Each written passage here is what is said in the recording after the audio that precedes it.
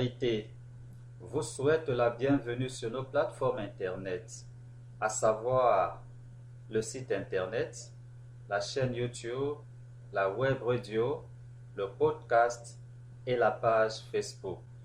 Veuillez vous abonner sur ces plateformes pour recevoir nos publications dès leur sortie ou alors contactez-nous.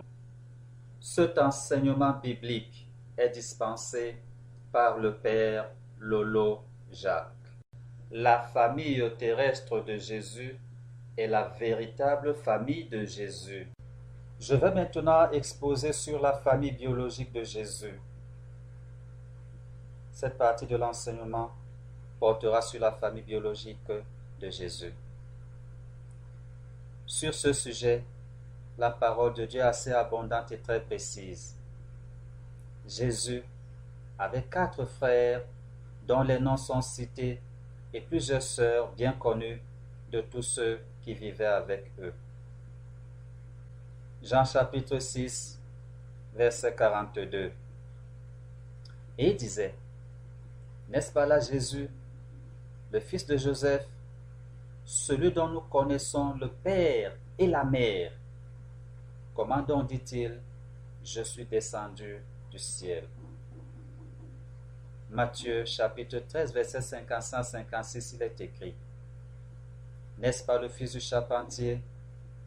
N'est-ce pas Marie qui est sa mère?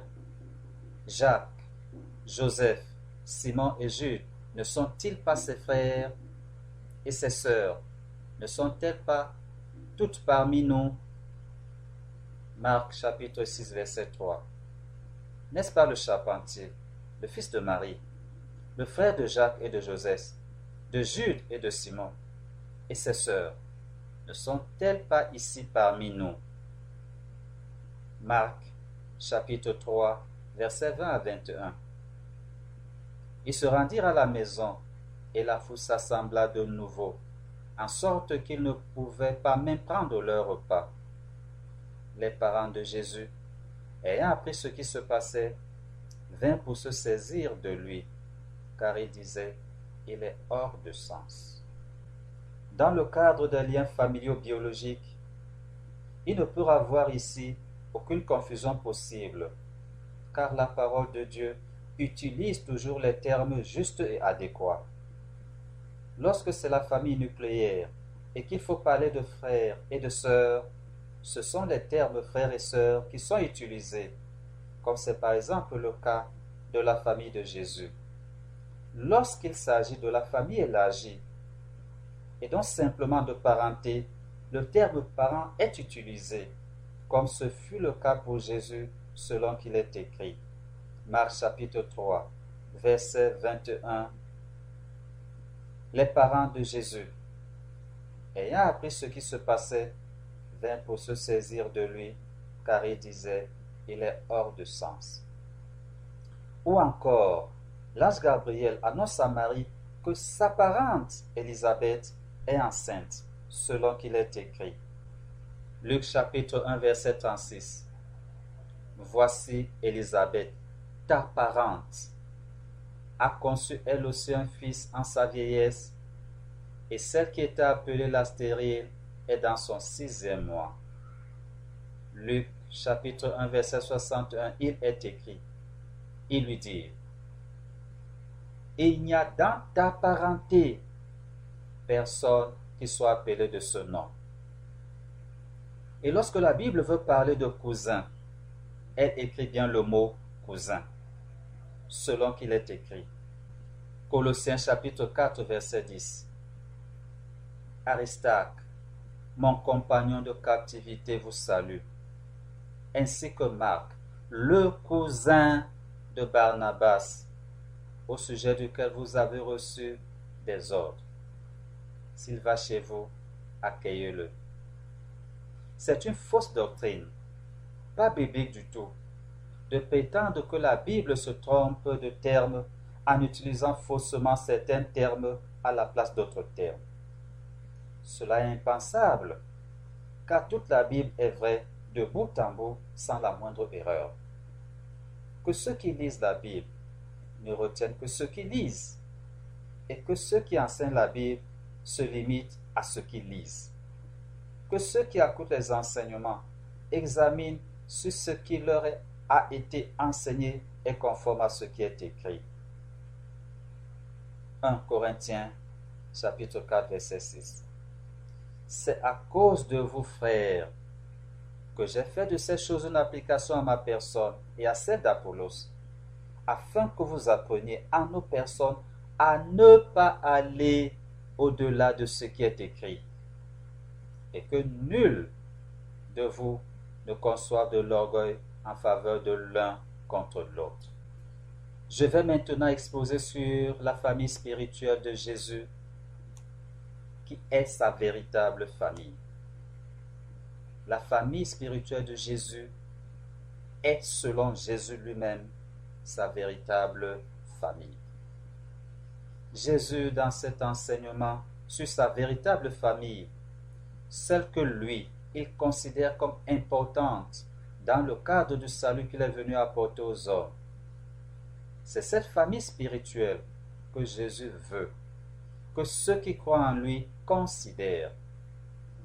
Jésus donne ici une fois de plus un cinglant camouflé à sa mère en public.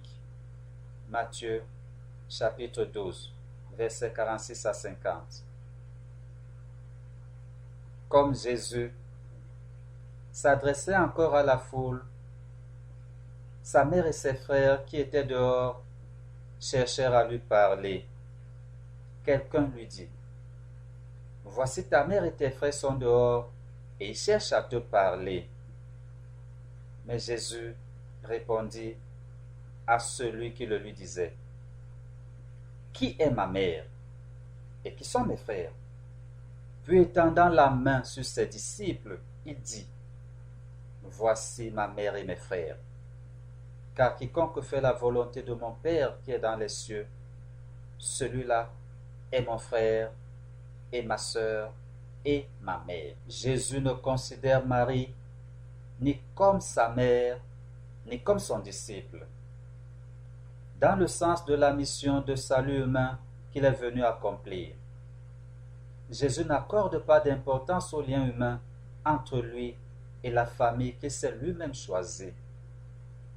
La famille dite biologique de Jésus ne jouit d'aucun privilège particulier de fait qu'il soit issu de cette famille. Les membres de cette famille sont comme tous les autres humains et ont besoin de chercher le salut par Jésus seul.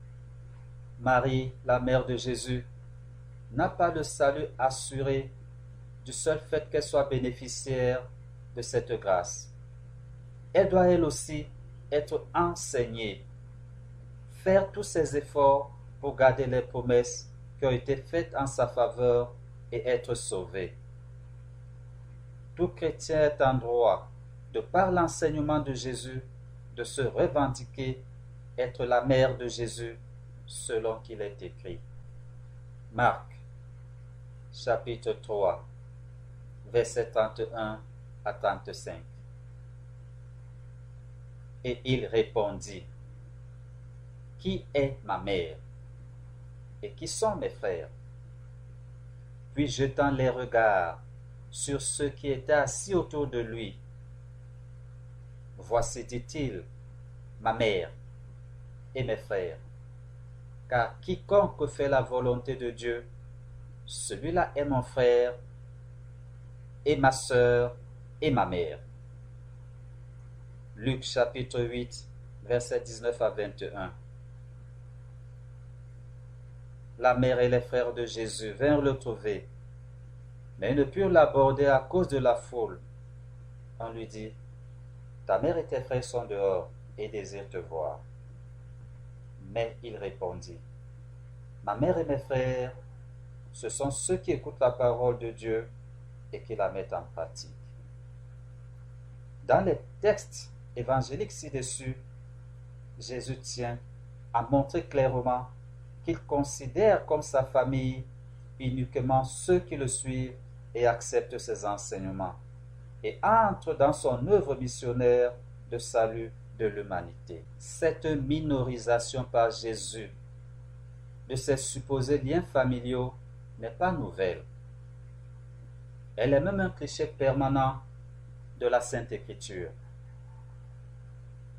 Toutes les fois que Marie, la mère porteuse de Jésus, s'est comportée en simple mère d'enfant humaine devant son fils, elle s'est immédiatement vue recadrée et instruite publiquement de son erreur par Jésus. Posons-nous donc certaines questions. Marie, la mère de Jésus, a-t-elle vécu sans péché? La réponse est non. Elle a vécu en toutes choses semblable à tous les êtres humains, par rapport au péché originel, par rapport à la condition de pécheur de tous les hommes, par rapport à la capacité de tout homme à commettre des péchés, par rapport au salut que tout homme doit chercher au travers de Jésus seul. Posons-nous donc une autre question encore. Marie, la mère de Jésus, a-t-elle commis des péchés? La réponse est oui, comme le montre la parole de Dieu présentée dans cette étude biblique. Selon qu'il est écrit, Luc chapitre 2, versets 46 à 50. Au bout de 3 jours, il le trouvait dans le temple, assis au milieu des docteurs, les écoutant et les interrogeant. Tout ce qu'il entendait était frappé de son intelligence et de ses réponses. Quand ses parents le virent, ils furent saisis d'étonnement. Et sa mère lui dit, « Mon enfant, pourquoi as-tu agi de la sorte avec nous? Voici ton père et moi nous te cherchions avec angoisse. » Il leur dit, « Pourquoi me cherchiez-vous? Ne savez-vous pas qu'il faut que je m'occupe des affaires de mon père? » Mais ils ne comprirent pas ce qu'il leur disait. Je le redis encore, que chacun se munisse de sa Bible pour examiner tout ce que je dis à la lumière de ce qui est écrit dans sa Bible et de ne retenir que ce qu'il lira lui-même. Si donc ce que je dis est vrai, vous n'aurez plus d'excuses devant Dieu de continuer dans la fausse doctrine de la Sainte Vierge Marie. Examinons avec lucidité le texte biblique que nous venons de lire, en ayant en esprit que cela est arrivé pour notre instruction et mis par écrit afin que nous ne péchions pas.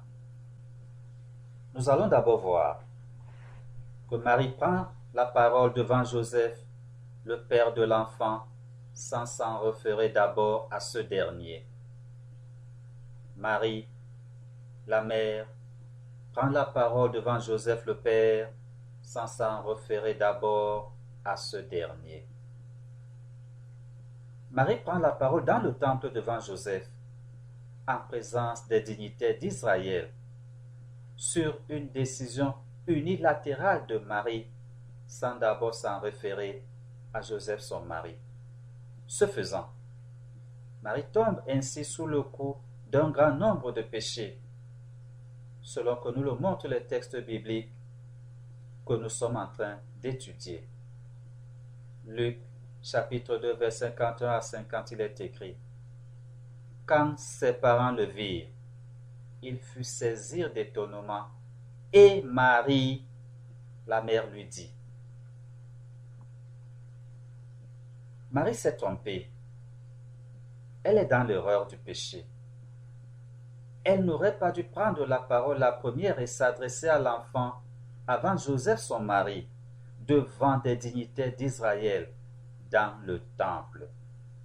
Ce que Marie a fait est très malséant et irrespectueux envers Joseph son mari et le père de l'enfant. Car il est écrit que l'homme dominera sur la femme, et encore que la femme doit être soumise à son mari, et aussi qu'il est malséant que les femmes prennent la parole dans les assemblées, donc en public, et qui plus en présence de leur mari. Si elle a des préoccupations, qu'elle s'adresse à son mari à la maison. De par les textes bibliques, de par ce texte biblique, Marie s'est affranchie très aisément, très promptement et publiquement de l'autorité de Joseph, son mari, en prenant précipitamment l'initiative de s'exprimer à Jésus devant des étrangers de ce rang, sans d'abord s'en référer à son mari Joseph, qui est pourtant présent. Selon qu'il est écrit, Genèse 3, verset 16, il dit à la femme, « J'augmenterai la souffrance de tes grossesses, tu enfanteras avec douleur, et tes désirs se porteront vers ton mari, mais il dominera sur toi. » 1 Corinthiens chapitre 11, verset 3, il est écrit, « Je veux cependant que vous sachiez que Christ est le chef de tout homme, que l'homme est le chef de la femme et que Dieu est le chef de Christ. » 1 Corinthiens chapitre 14, verset 34 à 35, il est écrit, « Que les femmes se taisent dans les assemblées, car il ne leur est pas permis d'y parler, mais qu'elles soient soumises, selon que le dit aussi la loi. Si elles veulent s'instruire sur quelque chose, qu'elles interrogent leur mari à la maison, car il est malséant à une femme de parler dans l'église. » Il est très aisé pour toute personne qui veut se donner la peine de lire d'elle-même la parole de Dieu et surtout d'accepter ce qui y est écrit comme vérité intangible et non négociable, de constater que Marie est dans de multiples erreurs. Nous allons donc maintenant répondre à la question, Jésus ne refuse-t-il rien à sa mère? Jésus ne refuse-t-il rien à sa mère?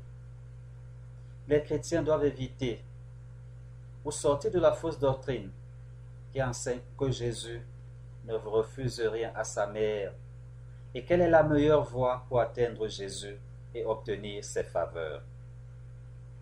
Qui veut aller à Jésus par sa mère s'assure qu'il est sur la mauvaise voie et qu'il ne sera pas reçu, mais pis encore, qu'il sera renié publiquement.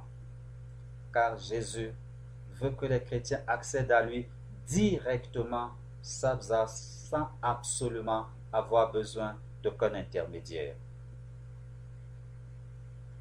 Qui fait porter sa requête à Jésus par sa mère s'assure que cette requête sera une abomination devant Jésus et qu'elle ne sera même pas écoutée, car Jésus veut que les chrétiens viennent à lui directement pour lui exposer leur prière sans intermédiaire, ou alors qu'ils s'adressent au Père par lui, car il est le seul intermédiaire entre Dieu le Père et les hommes. Posons-nous cette question. Jésus accepte-t-il les requêtes de Marie, sa mère? La réponse est bien évidemment non. Tout simplement parce que ces requêtes ne lui sont pas adressées. Luc, chapitre 8, versets 19 à 21.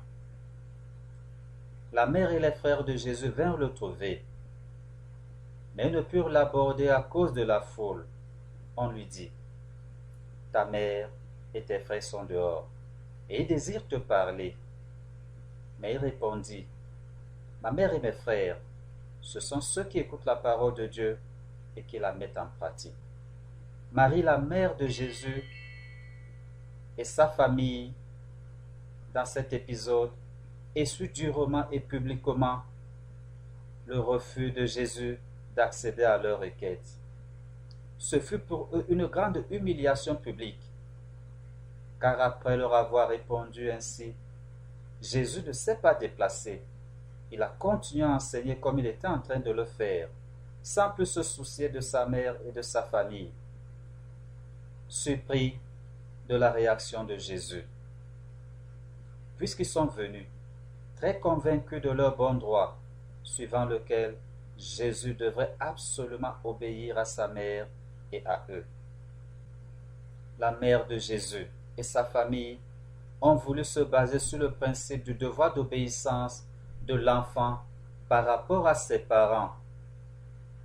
Jésus les a immédiatement corrigés afin qu'ils reviennent de leur égarement, de leur péché, car ils ne sont pas sur la voie de la vérité en se comportant de la sorte. Le faire est offenser Dieu, puisque contraire à la volonté de Dieu, donc de ce fait, leurs attitudes sont des péchés. Nous allons maintenant passer aux véritables bienheureux selon Jésus. Les véritables bienheureux selon Jésus. Luc chapitre 11, versets 27 à 28. Et il arriva comme il disait ces choses, qu'une femme éleva sa voix du milieu de la foule et lui dit, Bienheureux le ventre qui t'a porté et les mamelles que tu as tétées. Et il dit, mais plutôt bienheureux sont ceux qui écoutent la parole de Dieu et qui la gardent.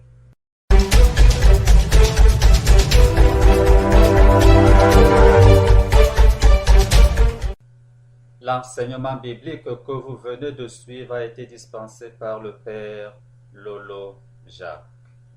Veuillez vous abonner à nos plateformes pour recevoir nos publications dès leur parution. Ces plateformes sont notre site internet, notre chaîne YouTube, notre web radio, notre podcast, notre page Facebook ou alors contactez-nous.